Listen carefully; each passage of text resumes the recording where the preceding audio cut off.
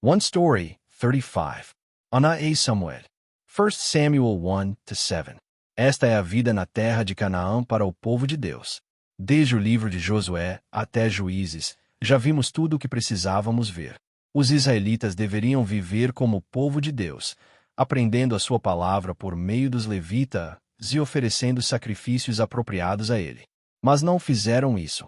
Em vez disso, foram disciplinados, clamaram por causa do sofrimento, e em resposta, Deus enviou temporariamente libertadores chamados juízes.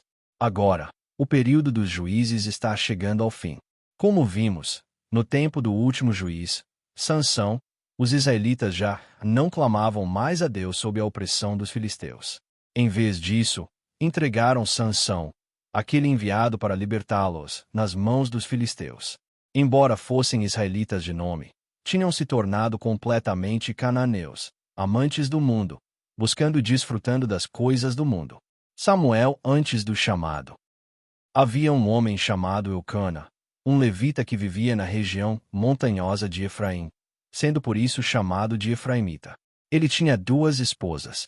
A Escritura tem destacado repetidamente o povo e a região de Efraim, desde os conflitos nos tempos de Gideão e Jefté, até a história de Mica e da concubina do levita. E lembre-se, a Bíblia muitas vezes se refere a Israel como Efraim. Isso significa que a história de Eucana não é apenas sobre uma família, é a história de Israel e é a nossa história. O Senhor havia fechado a sua madre. A esposa de Eucana, Penina, tinha filhos, mas Ana não tinha. A Escritura diz: o Senhor havia fechado sua madre. Embora Eucana amasse mais a Ana do que a Penina, Penina a provocava amargamente e lhe causava profunda angústia. Isso nos lembra da história de Raquel, que era amada, mas estéril, e de Lia, que tinha filhos, mas não era amada. Ana orou ao Senhor com amargura de alma e chorou muito. Ana, embora amada por seu marido, se encontrava num cruzamento doloroso. Deveria dar sua serva ao marido, como Raquel fez. Deveria voltar para a casa de seus pais. Ou deveria desistir da vida por completo. Devemos lembrar que ainda era o tempo em que cada um fazia o que parecia certo aos seus próprios olhos. Mas Ana voltou seu coração para Deus. Isso é graça. Não foi mérito dela, mas foi Deus quem a sustentou, preparando o caminho para trazer Samuel, seu profeta, ao mundo. Na sua angústia, Ana orou ao Senhor, chorando amargamente, e fez um voto: se o Senhor lhe desse um filho, ela o dedicaria como nazireu. Quando o sacerdote Eli a viu orando em silêncio, pensou que ela estivesse embriagada, mas depois a abençoou. Vá em paz, e que o Deus de Israel lhe conceda o que você pediu.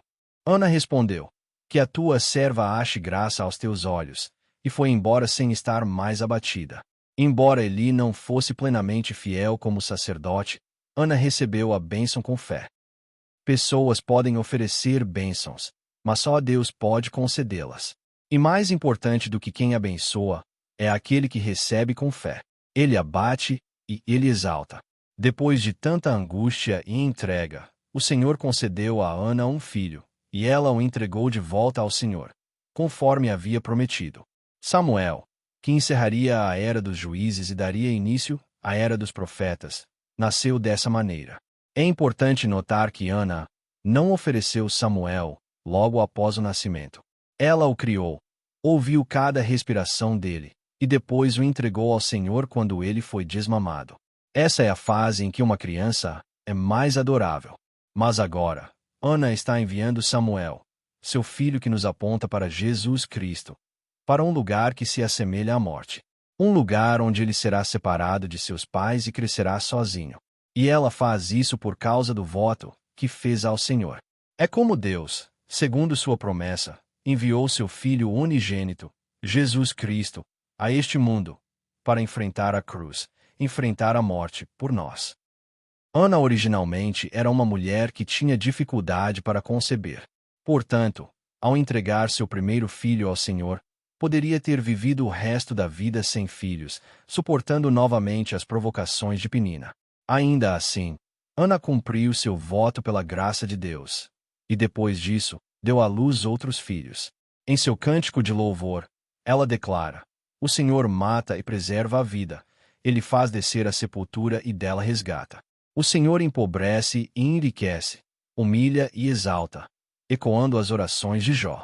É uma confissão que reconhece a soberania de Deus sobre todas as coisas. Eles não conheciam o Senhor. Antes que Samuel começasse de fato seu ministério profético, Eli servia como sacerdote, e seus filhos, Ofni e Finéias, também eram sacerdotes. Eles desrespeitavam os sacrifícios que o povo levava para oferecer ao Senhor, tomando para si as porções que pertenciam a Deus. A Escritura diz que eles desprezavam a oferta do Senhor. Também dormiam com as mulheres que serviam na entrada da tenda do encontro. A Bíblia declara com clareza que eles faziam essas coisas porque não conheciam o Senhor. É por isso que a Escritura nos diz: conheçamos e prossigamos em conhecer o Senhor. Sem conhecer a Deus, independentemente do título ou posição, todos acabam fazendo o que parece certo aos próprios olhos. Logo veremos o surgimento dos reis de Israel, começando com Saul. E embora se espere que sacerdotes e reis temam a Deus, se fizerem o que é mal diante do Senhor, sua posição se torna uma maldição. Ofni e Finéias ignoraram as advertências de Eli, e a Escritura diz: mas eles não deram ouvidos à advertência de seu pai, pois o Senhor queria matá-los. Deus envia um homem de Deus para falar com Eli, declarando: honrarei aqueles que me honram, mas os que me desprezam serão tratados com desprezo, e o confronta diretamente: porque você despreza os meus sacrifícios e ofertas. Você honra seus filhos mais do que a mim. O texto afirma que Eli não os repreendeu com firmeza, e trouxe juízo sobre sua casa. Como havia sido profetizado, os 2 filhos morreram no campo de batalha. Levantarei para mim um sacerdote fiel. Por meio da vida de Eli e de seus filhos, a Escritura expõe a condição espiritual de Israel naquele tempo. Como já vimos em Juízes, os levitas e sacerdotes haviam se desviado, e o povo também. No meio disso, Deus declara: levantarei para mim um sacerdote fiel, que agirá de acordo com o meu coração e com a minha vontade. Estabelecerei para ele uma casa duradoura, e ele servirá sempre diante do meu ungido.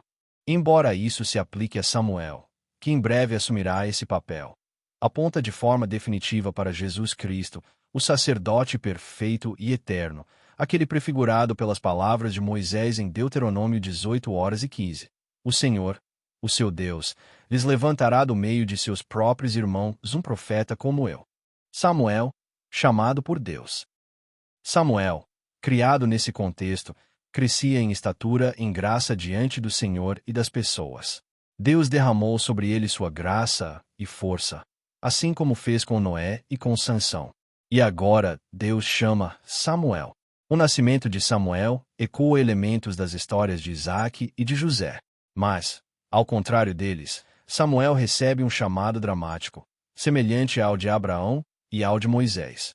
Quando Deus o chama, Samuel ainda não reconhece a voz do Senhor, e por isso corre várias vezes até Eli, pensando que era ele quem o chamava. Mas por fim, Samuel ouve diretamente a voz de Deus e responde. A mensagem que ele recebe é uma palavra de juízo contra a casa de Eli.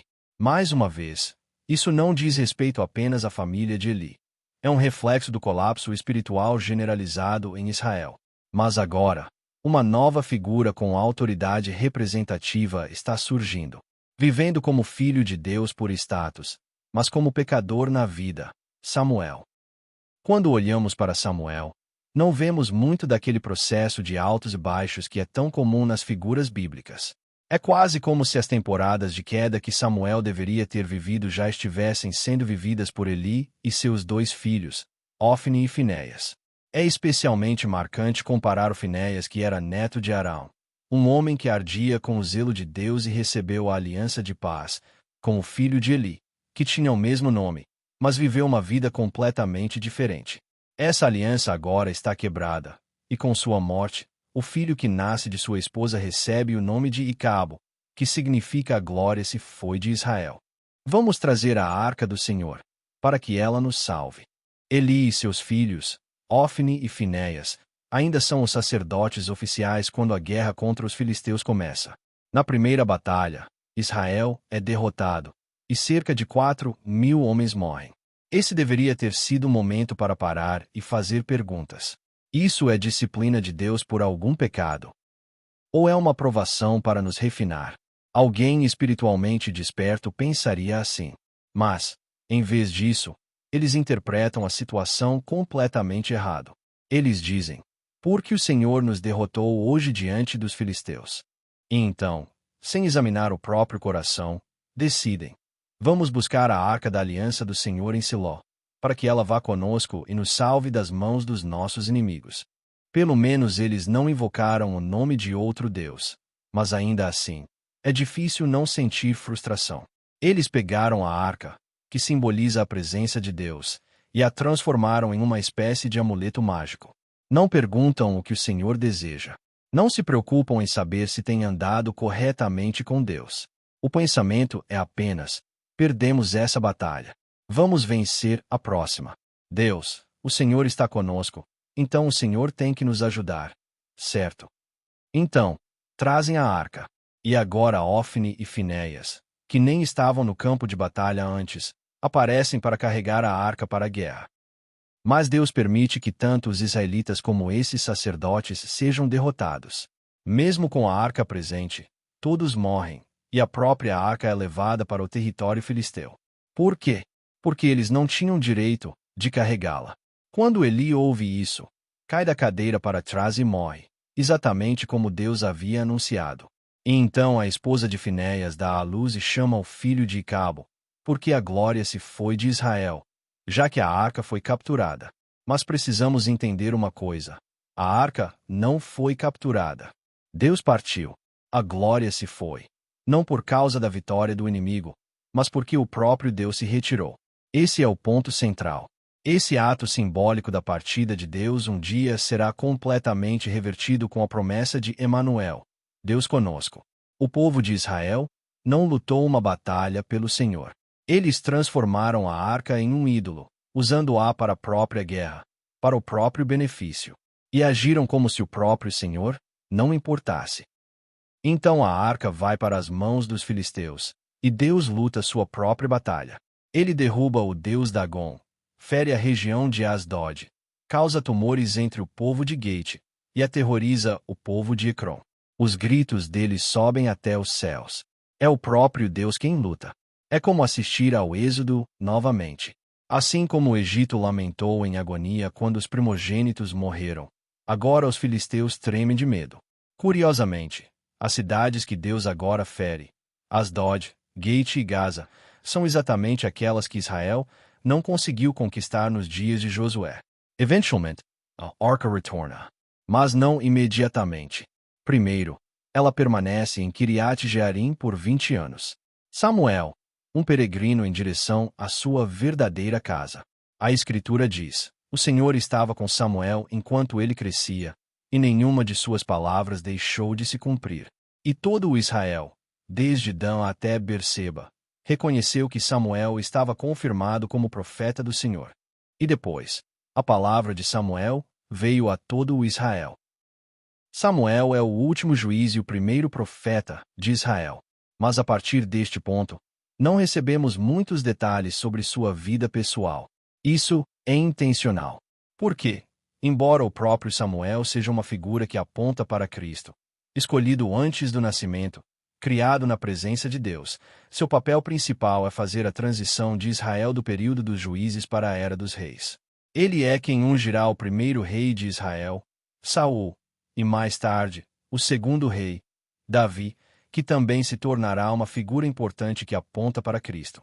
A vida de Samuel é uma ponte, não apenas na história, mas na história da redenção, um caminho que aponta adiante para Jesus. Eles removeram os Baalins e as Azeras e serviram somente ao Senhor. Um dos momentos mais marcantes do ministério de Samuel foi o arrependimento em Mispá. Samuel disse aos israelitas: se é de todo o coração que vocês estão voltando ao Senhor, livrem-se então dos deuses estrangeiros e das Azeras, consagrem-se ao Senhor e sirvam somente a Ele. E Ele os livrará das mãos dos filisteus. Então os israelitas removeram os Baalins e as Azeras e serviram somente ao Senhor. As Aseras, que Samuel mandou remover, eram as consortes de Baal. junto com Baal, o principal deus de Canaã, e sua mãe Azerá, os israelitas vinham se apegando a esses ídolos em seus corações. Samuel reuniu o povo em Mispá, e ali jejuaram e se arrependeram juntos. Quando o povo se reuniu para jejuar e se arrepender, Deus respondeu com restauração e vitória. Mas, quando os filisteus souberam que Israel havia se reunido em Mispá, vieram para atacar. Em resposta, os israelitas suplicaram a Samuel: Não deixes de clamar ao Senhor, o nosso Deus, por nós, para que nos livre das mãos dos filisteus. Samuel tomou um cordeiro ainda mamando e o ofereceu como holocausto ao Senhor. E o Senhor respondeu. Trovões estrondosos vieram contra os filisteus, lançando-os em tamanha confusão que foram derrotados por Israel. Em meio a uma crise, oferecer um sacrifício, esse ato de fé, foi como realizar a circuncisão diante do inimigo, ou marchar ao redor de Jericó 7 vezes sem armas. Era uma declaração de que a verdadeira vitória só pode vir por meio de Jesus Cristo. Parece que, depois de um longo e frustrante ciclo de juízes, algo finalmente está se rompendo. Pode até parecer uma restauração dramática, mas ainda é parte da mesma história. Quando Samuel diz: Consagrem-se ao Senhor e sirvam somente a Ele, a verdade é que isso é impossível para pecadores. Eles não conseguem fazer isso só porque querem. E não querer também não é o verdadeiro problema. Deus precisa lhes dar uma nova aliança, uma aliança eterna, um novo coração e um novo espírito. Mesmo assim, esses momentos de recuperação e renovação no caminho servem como degraus em direção à restauração final. Samuel julgou Israel todos os dias da sua vida. Samuel não era apenas sacerdote. Ele era um líder. E enquanto viveu, governou Israel segundo a palavra de Deus.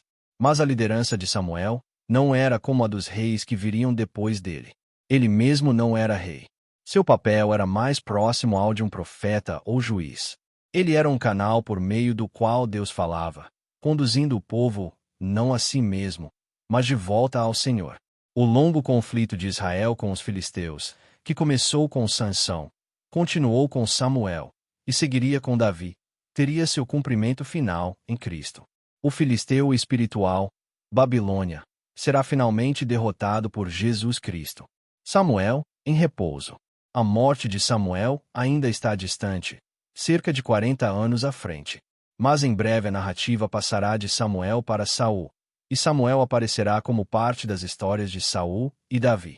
Samuel viveu toda a sua vida fiel ao chamado que Deus lhe deu, sendo um dos poucos na Escritura a fazer isso. Mas até ele deixa para trás uma sombra. Sobre seus filhos, a Escritura diz: seus filhos, porém, não andaram nos caminhos dele, inclinavam-se à avareza, aceitavam suborno e pervertiam a justiça. Isso nos lembra que a graça e o chamado de Deus são profundamente pessoais. Não podem ser herdados nem transmitidos. Não correm em famílias. Deus continua avançando com sua história, por meio daqueles que ele escolheu pela graça, rumo ao seu reino. E, nessa história em andamento, a imagem de Jesus Cristo vai se tornando cada vez mais nítida. Essa história é apaixonada do zelo e do amor de Deus. Ela continua.